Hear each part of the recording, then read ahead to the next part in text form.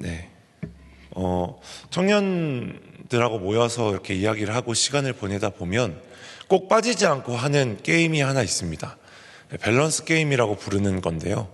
이제 밸런스가 균형이라는 뜻이잖아요. 그러니까 답하기 어려운, 고르기 어려운 두 가지 예시를 두고 뭘 고를지를 이제 서로 토론하고 또 얘기하면서 골라보는 시간입니다. 밸런스 게임이라고 하니까 조금 생소하게 느껴지실 수도 있는데 사실 아주 예전부터 내려오는 전통 놀이입니다. 엄마가 좋아, 아빠가 좋아, 짜장면이 좋아, 짬뽕이 좋아, 이런 거 있잖아요. 그게 조금 더 자세하게 하면서 이야기를 하다 보면 정말 쓸데없는 얘기거든요, 사실. 근데 그 쓸데없는 얘기를 막 두세 시간씩 하고 시간이 막 훌쩍 지나가곤 합니다.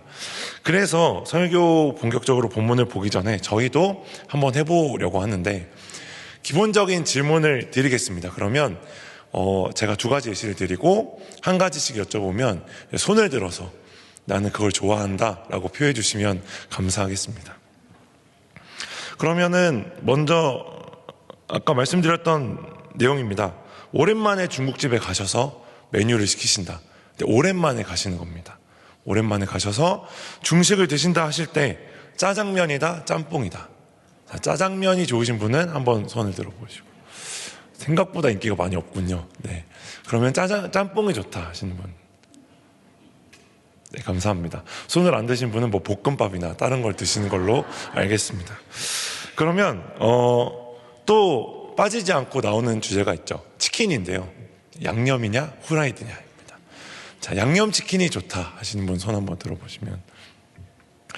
네, 감사합니다. 그럼 후라이드 치킨이 좋다. 역시 네, 물론 둘 다 맛있지만 취향에 따라 좀 갈리는 것 같습니다. 이런 식으로 취향을 알아보다 보면은 정말 서로 막 친해지기도 하고 되게 중요한 얘기 아니잖아요. 사실 저 사람이 어떤 치킨을 좋아하냐를 안다고 해서 그 사람에 대해서 알게 되는 것도 아닌데 괜히 친밀감이 들어요. 아, 같은 것을 골랐다 하면 뭔가 막 저 사람은 믿을 수 있는 사람인 것 같고 그런 생각이 막 듭니다. 그럼 한 가지만 더 질문해 보겠습니다. 아는 것이 힘이다와 모르는 게 약이다. 두 가지 중에 하나를 골라주시면 되는데요. 먼저 아는 것이 힘이라고 생각하시는 분들 손 들어주시면 네, 감사하겠습니다. 네, 손 내려주시면 모르는 게 약이다. 모르는 게 약이다 하시는 분들은 뭔가 좀 마음에 상처가 있으시거나 네, 알아서 힘드셨던 기억이 있으신 것 같은데 저는 그래도 아는 것이 힘이라고 생각을 합니다. 아는 것이 힘이라는 말은 영국의 철학자인 프란시스 베이컨이라는 사람이 한 말인데 이 사람이 왜 이런 말을 했느냐라고 하면 사람이 어떤 경험을 했을 때 지식을 가지고 난 뒤에 무언가를 이득을 만들고 원하는 걸 얻기 위해서는 그 경험에 대한 지식이 필요하다입니다. 그러니까 어렵게 얘기했지만 이런 거죠. 우연히 소 뒷걸음질 치다가 쥐잡듯이 우리가 좋은 일을 겪거나 이득을 얻을 수는 있습니다. 근데 그게 쭉 지속이 되려고 한다면 내가 원하는 걸 쭉 얻고 싶다면 이것이 어디서부터 왔는지 알고 그 방법을 알아야 이걸 진짜 내 것으로 만들 수가 있다. 그래서 아는 것이 힘이다 라는 것이죠. 그러니까 시간이든 돈이든 마음이든 건강이든 꾸준히 지속하고 얻기 위해서는 왜 건강한지 왜 내가 이것을 얻었는지를 알아야 한다는 것입니다. 그러니까 어떤 행동을 했을 때 이익을 볼 수 있고 더 좋은 결과를 낼 수 있는지를 아는 것. 즉 아는 것이 힘이라는 말은 알아야 더 많이 얻을 수 있고 알아야 손해를 보지 않을 수 있다라는 말인 것이죠.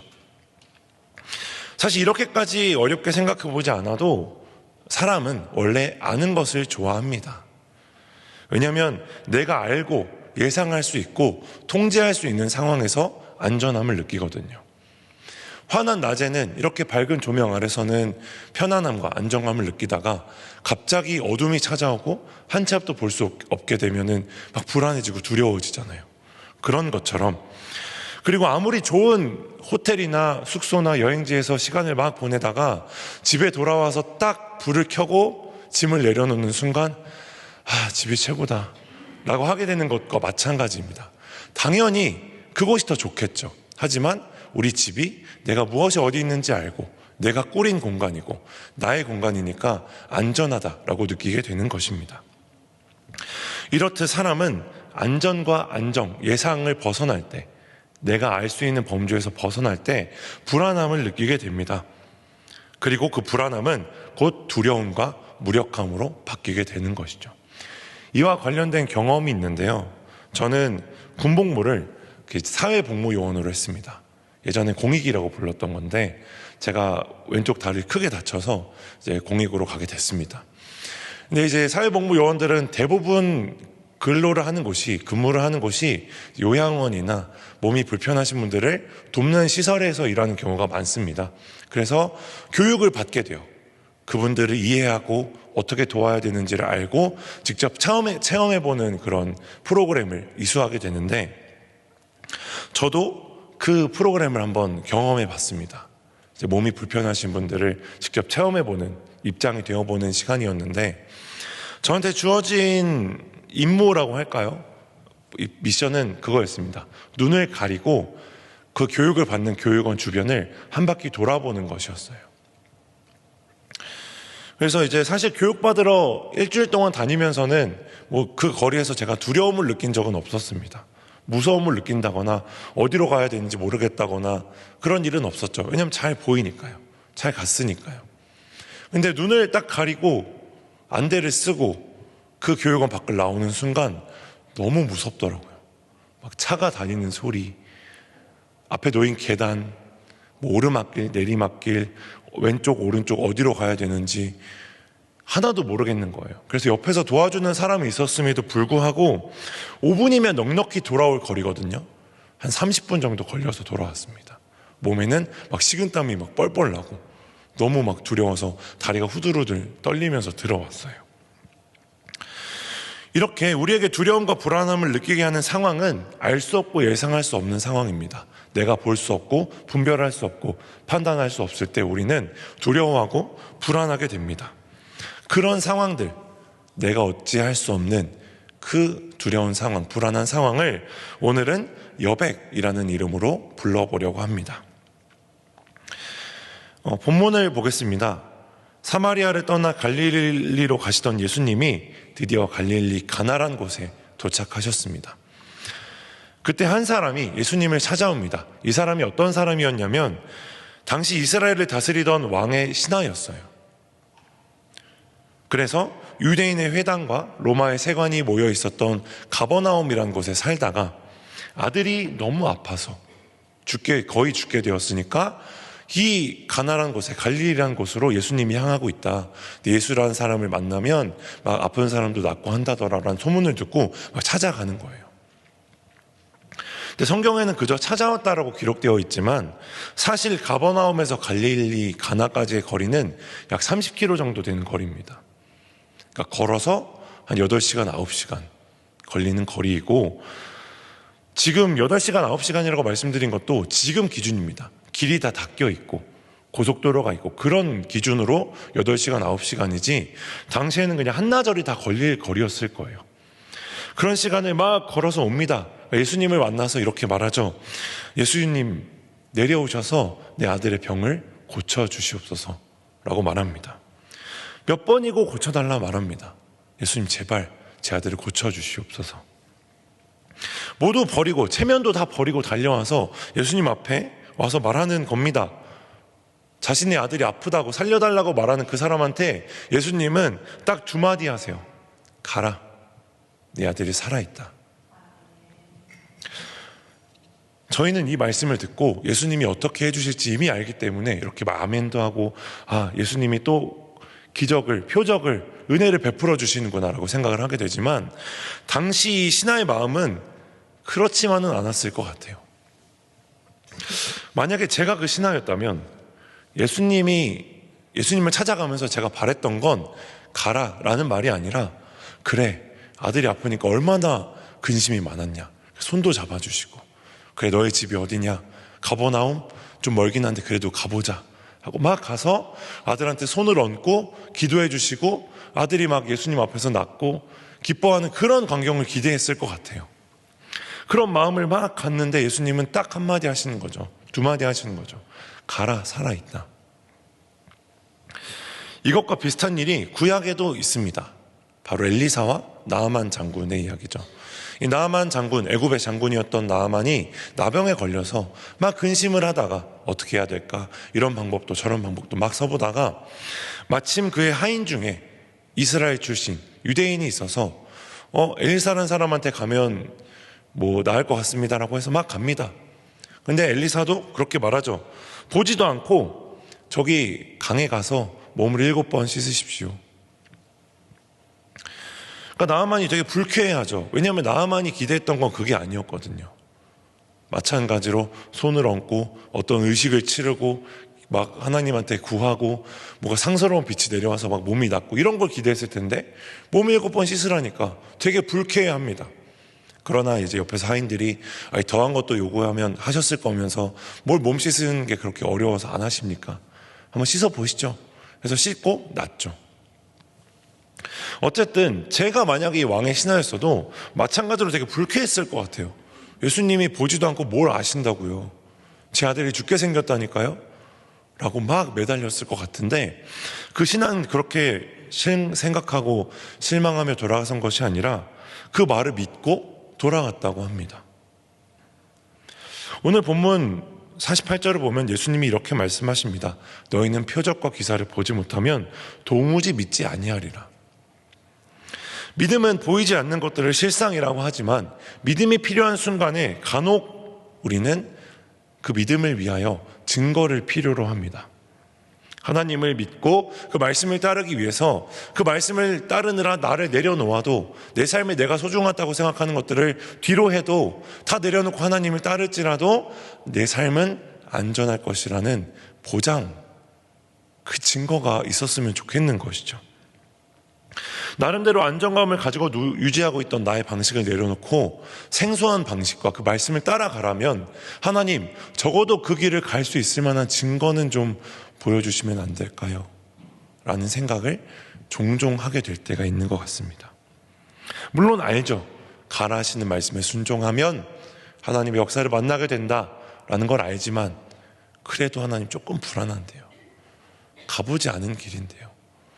제가 이렇게 열심히 갖고 있고 고민하고 했던 것들을 내려놓으라는 건 조금 하나님 어려운데요 라고 저는 생각할 때가 있습니다. 여백인 것이죠. 내 힘으로 할 수 없고 예상할 수 없는 그 길로 나아갈 때 우리를 자꾸 두렵고 불안하게 하는 그 여백을 우리 삶에 두고 싶지 않아 합니다. 그 빈칸을 두고 싶지 않아요. 하나님의 은혜와 증거와 말씀으로 꽉꽉 들어찬 삶을 살기를 원해요. 대단하고 비범한 것으로 채워지는 눈에 보이는 것을 필요로 할 때가 있습니다. 그러나 오늘 이 왕의 신하를 보면서 이 신하의 돌아섬을 보면서 이렇게 생각해 봤습니다. 믿음이라는 것은 어쩌면 우리 삶의 그 여백을 내버려 두는 것이 아닐까. 가라, 네 아들이 살아있다라는 말씀을 들었지만 정작 그 신하가 눈으로 본 것은 없었습니다. 그의 눈에 어떤 표적과 기사를 마주하였는가? 아닙니다. 모세의 지팡이처럼 자, 이것을 가지고 너의 아들의 몸에 대면 아들이 나을 것이다 라는 증거도 없었어요. 그저 말씀 외에는 없었습니다. 근데 그 신하는 돌아서 걸어갑니다. 원망하면서도 아니고 근심하면서도 아니고 믿고 돌아섭니다. 그리고 그 돌아가는 길 위에서 또 해가 지고 해가 뜨고 그 한나절을 쭉 걸어가다가 마중하러 나온 종들을 만납니다. 종들을 봤을 때 살짝 불안했을 수도 있겠지만 종들을 만나서 종들이 이렇게 말합니다. 도련님이, 아드님이 살았습니다. 그러니까 물어봅니다. 언제부터 증상이 호전되었느냐? 그러니까 시간을 맞춰보니까 예수님이 가라 하셨던 그 즈음이에요. 그래서 그 일을 겪고 그와 그의 가족들이 다시 믿고 찬양하게 되었다. 온 집안이 믿게 되었다. 라는 일을 겪게 됩니다. 이 사건은 그 말씀을 믿고 돌아섰던 발걸음은 이제 그와 그의 온 집안의 삶을 바꾼 큰 사건이 되었습니다. 예수님께서 가라 하셨을 때 하나님의 역사는, 예수님의 표적은 이미 이루어졌습니다. 바로 그때 그 아들의 열기는 떨어졌으니까요. 그러나 그 아들을 보기까지, 그 소식을 듣기까지 그 한나절의 시간은 이 왕의 신한테는 아직 이루어지지 않은 시간이었습니다. 믿고 돌아섰지만, 그래서 열심히 집으로 돌아갔지만, 하나님의 역사는 이미 이루어졌지만 그 역사를 만나기까지 그 시간은 아직이었습니다. 이미와 아직 사이, 우리가 걸어가는 이 길이 늘 확신으로 충만한 길이면 너무 좋겠지만, 가끔은, 아니 생각보다 자주 기대와 소망은 있지만 직접 눈에 보이는 것은 없는 그 여백과 같은 순간을 마주할 때가 있습니다. 그러나 여러분, 우리가 기억할 것은 그 여백이 절대로 의미 없이 텅 비어버린 빈칸이 아니라는 것입니다. 하나님의 역사는 이미 시작되었다는 것입니다. 이미 모든 것이 이루어졌다는 것입니다. 그래서 그 여백은 하나님의 의도적으로 뜻 안에서 우리에게 주어진 빈칸입니다. 이 빈칸을 믿음으로 내버려 둘 수 있는가? 그 여백을 믿음으로 나아갈 수 있는가? 어떻게 될지 모르는 그 발걸음을 믿음으로 듣고 돌아서서 걸어갈 수 있는가? 그것은 이미 우리에게 주어진 하나님의 역사로의 길이며, 우리가 그것을 믿고 여백을 둘 때 우리는 비로소 여백의 미, 여백의 아름다움을 깨달을 수 있게 되는 것 같습니다. 우리의 익숙함을 벗어나 내딛는 불안함, 우리의 기대를 내려놓고 그 말씀에 순종하는 삶, 그곳에서 하나님이 일하실 줄로 믿습니다. 그리고 가라 하시는 그 말씀에 단숨에 나아갈 수 있는 믿음이 저와 여러분들에게 있기를 소망합니다. 54절에 이렇게 기록되어 있습니다. 이것은 유대에게 갈릴리로 오신 후에 행하신 두 번째 표적이니라. 가나에서 행하셨던 첫 번째 표적 기억하시죠? 혼인잔치에서 물을 포도주로 바꾸셔서 그 잔치가 끝나지 않게 하셨던 표적이죠. 그들에게 잔치가 끝나버릴 수 있고 자칫하면 망신살을 뻗칠 수 있는 그 모든 위기를 기쁨으로 바꿔주셨습니다. 그리고 오늘 행하신 이 두 번째 표적, 자녀가 회복되는 것. 간절히 청했던 부모에게, 자녀가 아픈 부모에게 자녀가 낫는 것보다 더 큰 기쁨이 어디 있겠습니까? 즉, 예수님께서 가나에게 행하신 이 두 표적은 모두 기쁨과 연결이 되어 있습니다. 그 표적은 이스라엘 백성이든 이스라엘 민족에게 별로 좋은 평을 받지 못했던 왕의 신하에게도 똑같이 임했습니다. 예수님은 모든 사람에게 기쁨을 돌려주셨습니다. 기쁨을 되찾아 주셨습니다. 이 두 가지 일을 요한복음은 표적이라고 기록합니다. 표적은 무언가를 가리키는 것이죠. 성경에서의 표적은 예수님을 가리키는 것입니다. 예수님이 하나님의 아들이심을, 말씀이심을, 생명의 근원이심을 보여주는 일들입니다. 아는 것이 힘이라면 우리가 알아야 할 것은 예수님이 그 사람의 무엇을 보고 고쳐주셨는가, 왕의 신하가 무엇을 했기 때문에 그에게 그런 역사가 임하였는가가 아니라 누가 고쳐주셨는가입니다. 어떻게 그 사람이 그런 일들을 얻어내었는가가 아니라 누가 생명을 허락하셨는가입니다. 즉, 예수님께서 우리에게 보여주신 기쁨과 회복, 평강을 보면서 우리는 다시 한번 우리 삶에 있는 예수님을 바라볼 수 있어야 한다는 것이죠. 지금 우리는 사순절을 지나고 있습니다. 예수님의 고난, 구원, 그 사랑과 결단을 기념하고 기억하는 기간입니다. 이 기간에 우리가 기억하는 그 사랑으로 말미암아, 그 역사하심으로 말미암아 우리에게 허락된 그 사랑이, 그 은혜가, 그 생명이 여전히 우리 가운데 함께 하심을 믿으십니까? 느끼고 계십니까? 물론 그렇죠. 그럴 것입니다. 그러나 우리 삶의 조건을 하나하나 살펴본다면 여전히 조바심이 나기도 합니다. 우리는 우리의 삶을 책임지고 이끌어 나가기에, 채워 나가기에 너무나도 충분하지 않습니다. 괜찮다 싶을 때도 하나의 돌부리에 넘어질 때도 있고, 흔들릴 때도 있고, 마음이 막 갈팡질팡 갈피를 잡지 못하는 순간도 있을 것입니다. 저도 이 말씀을 준비하면서도요, 진짜 삶의 순간으로 현실로 돌아가 보면 사실 많이 불안합니다. 제가 이사를 가야 되는데 집에 어디를 갈지 모르겠어요. 그런 생각만 하면 막 불안해져요, 마음이. 그럴 때마다 생각합니다. 진짜 아무것도 아니구나, 나는. 내가 어디 있을지조차 내 힘으로 결정할 수 없는 삶이구나. 막 하나님 도와주세요 막 하는데, 그런 부족함을 느낄 때마다 그렇기 때문에 하나님이 필요하다고 생각을 하게 되는 것 같습니다. 그냥 단순히 나를 채워주실 분이라서, 나에게 집을 허락하실 분이라서가 아니라 지금까지 나의 삶을 책임져 오신 분이 하나님이시니까 앞으로도 그 계획대로 이끌어 주시겠지. 지금은 불안하지만 나를 다잡을 수 있는 하나의 지팡이, 의지할 수 있는 곳이 되는 것 같습니다.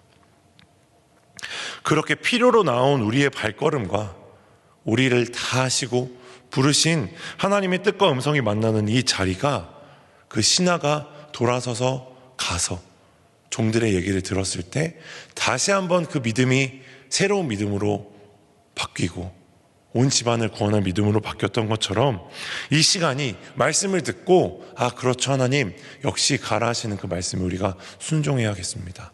좀 불안하지만 그래도 해보겠습니다 라고 결단하는 이 순간이 우리 삶을 바꾸고 다시 한번 우리의 모든 가정과 허락된 곳을 믿음으로 이끄는 순간이 될 수 있기를 소망합니다.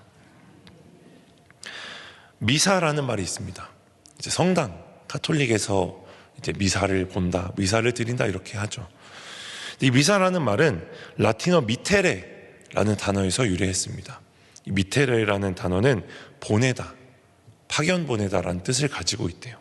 그래서 미사가 끝날 때 이제 신부가 나와서 이렇게 말을 한다고 합니다. 이테 미사 에스트 하면 식이 끝났으니 가라 라는 것이죠. 또 이 미테레로부터 생겨난 또 다른 단어가 있는데 영어 단어 미션입니다. 임무, 해야 할 일, 그리고 선교. 우리에게 주어진 일, 하나님으로부터 우리에게 주어진 일은 가라라는 말씀에 순종하고 살아가는 그 삶입니다. 이 신하가 가라 하는 말을 듣고 돌아선 것, 그 이유가 믿음이며 행동이 또한 믿음이었습니다. 우리의 믿음은 예수님께서 우리를 보내신 우리의 삶은 이미 이루신 것을 향한 걸음입니다. 이루어질 것을 향한 소망, 기대가 아니라 이미 이루신 하나님에 대한 신뢰와 확신입니다. 그렇게 확신을 가지고 그 여백을 그대로 내버려 두고 하나님을 향해 그 말씀을 힘입어 나아갈 때 우리는 비로소 귀로 듣고 눈으로 보게 될 것입니다. 우리의 믿음이 우리 삶에 이미 임하였다는 것을요. 하나님의 나라와 역사를 우리는 보게 될 것입니다. 그리고 그것이 다시금 우리로 하여금 하나님을 믿게 할 것입니다. 그래서 그 역사 앞에 나가는 우리의 믿음의 여정이 하나님의 뜻으로 가득 채워지는 여백이 되기를 원합니다. 그래서 우리 삶이 하나님으로 인하여 아름답습니다. 우리가 봤을 땐 빈칸이고 어둠이었지만 하나님과 함께 보니, 그 말씀을 힘입어 보니 꽉 찬 은혜였고 감사고 영광이었습니다라고 고백할 수 있게 되기를 바랍니다. 믿음으로 나아가 하나님의 아름다우심을 누리며 하나님이 이끄시는 삶을 살아갈 수 있는 저와 여러분들이 되길, 오늘의 말씀에서 신하가 만났던 그 기쁨처럼 그 믿음을 통해 우리에게 돌려주시는, 새롭게 허락하시는 기쁨을 누리며 살아가는 저와 여러분들이 되기를 소망합니다. 이 시간 우리 함께 말씀 생각하면서 또 찬양하고 기도하는 시간을 가지려고 합니다. 전능하신 나의 주 하나님은 찬양하시면서 하나님의 전능하심과 역사, 또 그로 인해 우리 삶이 하나님 안에서 어떤 것을 누리고 허락받게 될지를 기대하고 소망하는 마음으로 찬양하겠습니다.